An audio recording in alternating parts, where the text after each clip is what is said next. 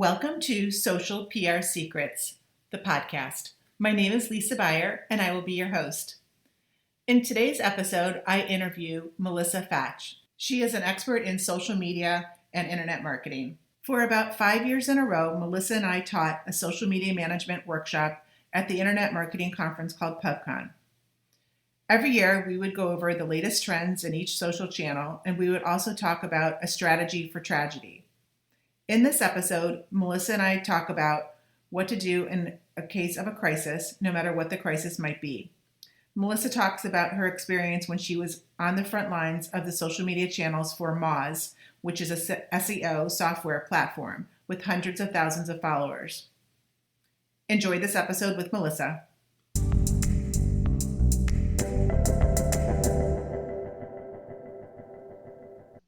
4 more weeks to go, and we're done with the semester. And this week we're focusing on strategy for tragedy, and we're going to be talking about how social media can sometimes make it or break it for a brand. And this week's guest, we have Melissa Fach. Hi, Melissa. Hi. And Melissa is with Moz. So Melissa's going to share with us, we shared a panel on a couple different conferences talking about different strategies for tragedy. And Melissa handles the community for Moz. And Melissa, I'm going to just actually hand it over to you, and you can explain what you do for Moz and also other companies handling their social media, and a little bit about your background would be great. Okay. I'm currently an associate at Moz. I've been there almost 2 years. I handle social in the mornings, East Coast time. They're in Seattle. So from about 7 to 12:30, I manage social for Moz. And then after that, I work for Authority Labs out of Phoenix and run their social. And then I have clients. My background is actually in psychology and mental health. I have a master's in mental health. I kind of use it in my social, keeping people calm, and I really don't know what else to say.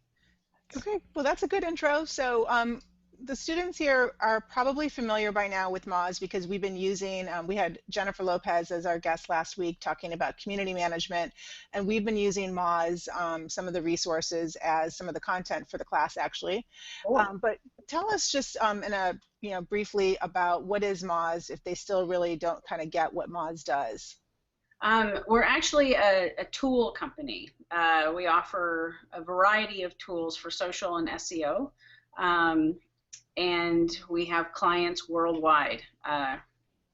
It's actually kind of amazing. I don't have an exact number, but we also have a very large community of people that can talk to one another and support one another and get questions, answered from the community.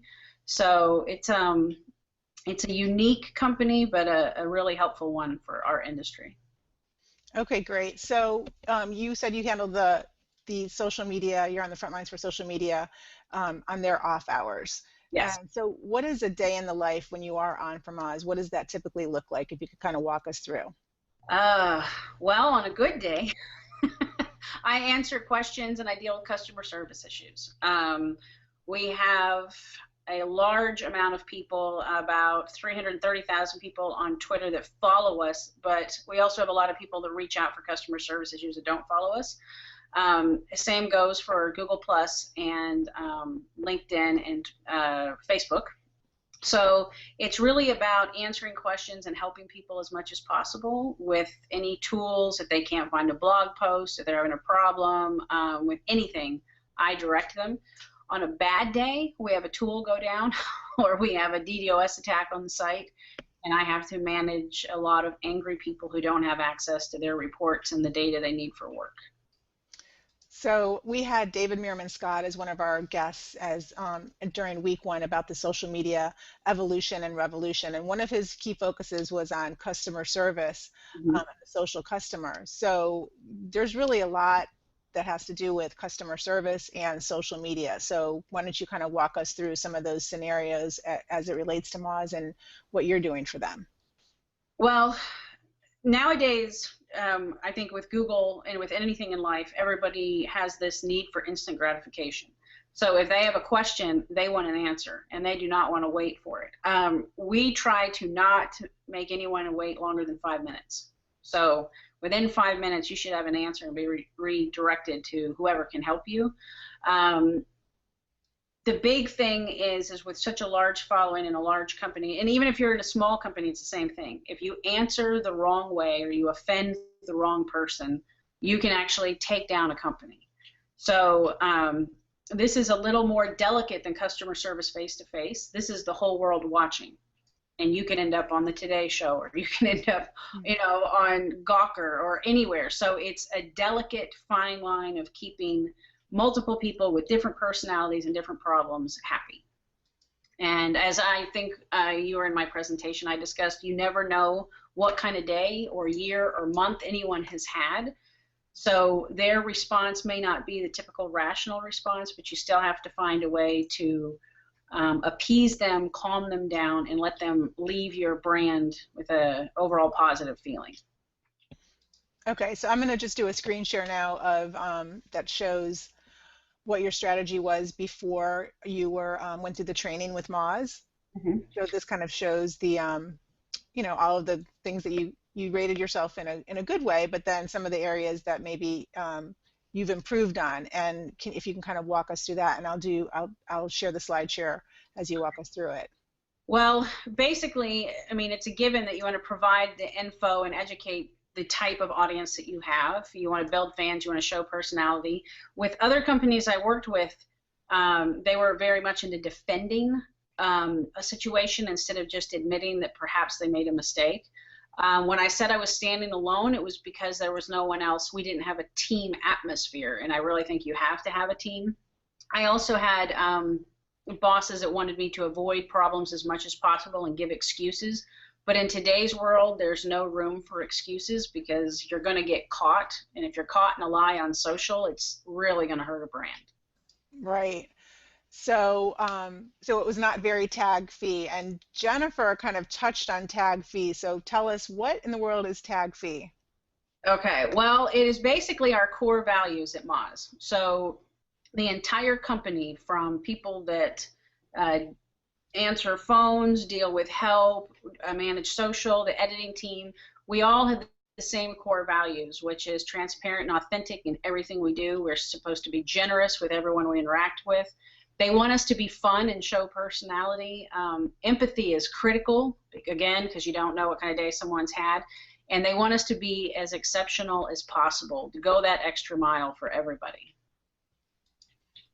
And so how do you integrate that into your everyday social media service? Well, if you have those core guidelines, you know how to respond, how to word things in every possible situation. So if I know I'm allowed to be generous, if I know I'm allowed to be fun and send a meme or send a funny gift their way, or if I can show empathy. More importantly, being transparent and authentic means that I can say, you know what, we have messed up. This is my mistake, or this is our mistake, and we're sorry. That eliminates all of the issues with excuses. It just makes everything easier. It makes things easier for an employer, because if everyone has the same core values they have to follow, there's no excuses for mistakes. Okay, and so you say in your presentation, tag fee changed my thinking and gave me power. So it really is empowering to have this concept. Yeah, I mean, it takes the stress off. If you're sitting there and you're managing, say for example, when we had the DDoS attack, I think I tweeted 1,000 times in 20 minutes to people. Wow. If I had to defend myself to that many people and make up excuses and lies, it is just pressure on me. For me to be able to say, hey, we are trying to figure out what's going on, we're sorry, this is where we're at. It allowed the community to be understanding and helpful, back with us, and it just takes a lot of pressure off of the person running social at that time. So, and as you see right there, it made life easier all the way around. Okay, great. So I'm just kind of scrolling through your slides now, empowering your team, the community team, And, as far as the brands and the core value and really having the core value, we've talked to a couple different guest speakers. One of them was Buffer, and they really emphasized the same thing on how important it is and how this all really comes from the core values when you're dealing with any type of social media issue. So can you just kind of touch on that a little bit? Yeah, well, and one thing I want to say to like your students is if they're going to take a social media job, they want to be choosing a company that has this type of thinking. Okay, like do they have core values in place that I can follow each day that will make my life easier? They want to be looking for a company that has that. As I said here, brand continuity, choosing team members, everything you do in your day is based off those core values. So it makes the employee's day easier, and it allows a community to remain consistent at all times. So, I mean, obviously we've seen with Zappos, Buffer, Moz, everyone is adopting these core values or guiding principles, and I think it's really critical that if you are going to start running social for a business that you bring it up. You say, hey, we need to figure this out ahead of time so we know how to handle every possible situation, and it will make everybody's life easier. Great point. So in the case where they don't, let's show some social shares that will actually haunt you. You have some great examples here that we shared at PubCon. So here's the one from 9/11. I'll let you kind of talk through this. Yes. Okay. So Build-A-Bear Workshop, very expensive place. You have to buy the bear, you have to buy the clothes, you have to buy the shoes. And how this came across on social was that they were trying to sell their bear and not actually remember 9/11 and say we will never forget. They could have left the bear off and just said we will never forget, and it would have been fine. Exactly, yes. Okay. This is probably the worst social share I've seen from a business. 9 + 11 = 20% off. There is no excuse for that. So, and from a yoga studio, how could that happen? Right. This, to me, would be a fireable offense. You do not take a tragedy and turn it into a discount for your business. Yeah, and I would say in this case, it's probably a small business that really just, they're not thinking through what they're doing, and something like this can just completely go viral and backfire on you. Yeah, and you have students that are going to be able to consult with businesses and use that as an example, like why they need a consultant, why they need an in-house team member to avoid these type of issues. So this one was just wordage. Their tweet was Virgin passengers were treated to an impromptu performance by the cast of The Lion King. That's actually my tweet above. I didn't know which passengers were virgins. I mean, it doesn't say Virgin Atlantic or Virgin, airline. You got to make sure that it's clear, or you could really get picked on and end up in a joke. Yes, definitely. So you can't be 100% perfect all of the time. We know that. But this one with Joan Rivers, this one really killed me. Right. So Joan Rivers was paid to promote the iPhone on the day of its release. And obviously she was paid months before her death. It was all set up. It was set up in her Instagram account and her Facebook account. And she died 2 weeks previous to the day that the iPhone came out, so she's dead, and this comes out on her social accounts. Now, this is what I consider a mistake. Someone had scheduled it all out. That was great, but they forgot to remove it. So anytime that you're running social and you're scheduling, you have to be looking out for all the little things that might need to be stopped or deleted, whether it's a tragedy, a death, something that just doesn't fit in light of recent news. So this is more of a mistake instead of offensive.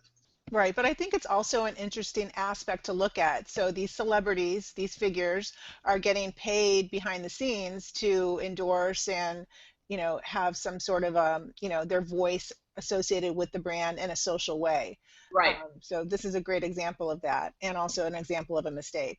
And yeah, if you're representing a celebrity, you need to work 10 times harder to make sure there's no mistakes. So. Definitely.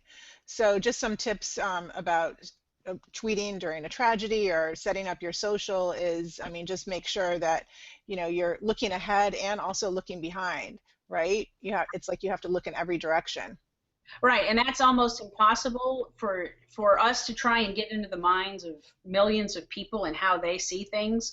That's why I say it's better to just not tweet, because you can't control how people think. So it's better to just pause it. Exactly. So we just have a couple more minutes left, but I want to get to the part about the tips, and then we're going to have this presentation available to the students to see the full presentation. There's actually 64 slides in here that will be part of the Canvas, so you'll be able to see all the slides. We're just touching on the highlights. Okay. So I'm just going to go back to the screen share here, and I really love this slide too. You're talking to humans, and that's an important factor. Yeah. Just to review that again. Yeah, it's hard when you're talking to tons and tons of people in a short amount of time. They become words on a screen, and you just have to remember that they're actually people. And you've got these trolls and these horrible people that say things on the internet. Just don't take it personally. You also want to be empathetic and as much as possible. Okay, so I love these angry people tips, and this is the part that I wanted to end with, the angry people tips. So I'll let you kind of walk through, and I'll scroll the slides when you're done with each one. Okay, so basically stay calm, because I am temperamental. I don't stay calm real well. But I have to tell myself, just breathe. This is not a person you know. The other thing I recommend is try and steer it offline if you're representing a brand.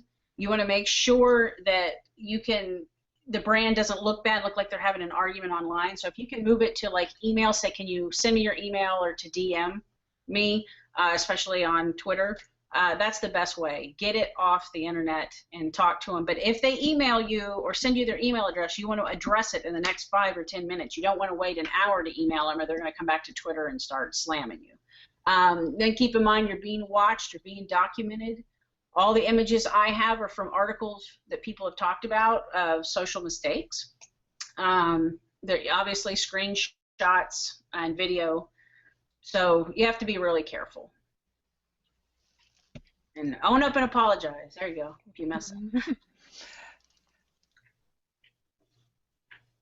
And let's see, grammar mistakes. It's okay every once in a while, but it's not okay all the time. It'll make your brand look uneducated. So. Yeah, and typos happen, but I agree. I mean, it's so easy to make the mistakes in social because everything's going fast and furious. But before you hit that button to publish, always double check, triple check, have somebody else check. Yep, definitely. So these are some great examples, Melissa. So you gave us some advice already for the students. So the students, if they want to go out and become a social media manager, what are some tips that you can give them? Well, first, having a lot of friends on Facebook is not enough. You want to watch the psychology behind Facebook, Twitter, LinkedIn, Google+, and any other social network. See how people interact, how they talk with one another. It's really important. There are two types of social people. There's the people that talk to people one-on-one, and there's the people that handle all the scheduling and the tracking URLs. It's best that everybody have an understanding of all of it, but educate yourself as much as possible. Some basic HTML, I think, is critical as well. I think everybody should know how to use WordPress, whether you're in social or whatever you're doing. Psychology classes are good. I think that people in social media today are either going to have to carefully choose who they want to work with, and if they can choose a boss or a small business that is willing to listen to them. You can't. Working with businesses is really difficult if you have clients. So you need to be able to manage them emotionally while also making them follow some of your directions. So I would say read up and read up and read up, but they have to read all the time because it's constantly changing. It's so true. Always changing. Knowing how to use Google Hangouts, how to use all the software, you know all the tools. If they know how to use the tools, they're way far ahead than most people. And any kind of graphic design, basic work that they can do for like Twitter shares, I think that's good as well. Okay, great. Well, Melissa, thank you so much. We can follow you at SEO Aware on Twitter, and Melissa represents at Moz, an awesome brand, and Authority Labs, another awesome brand. So thank you, Melissa, for your time today. We really appreciate it, and we will check up with you later. Okay, thanks. On Twitter. Bye. All right, bye.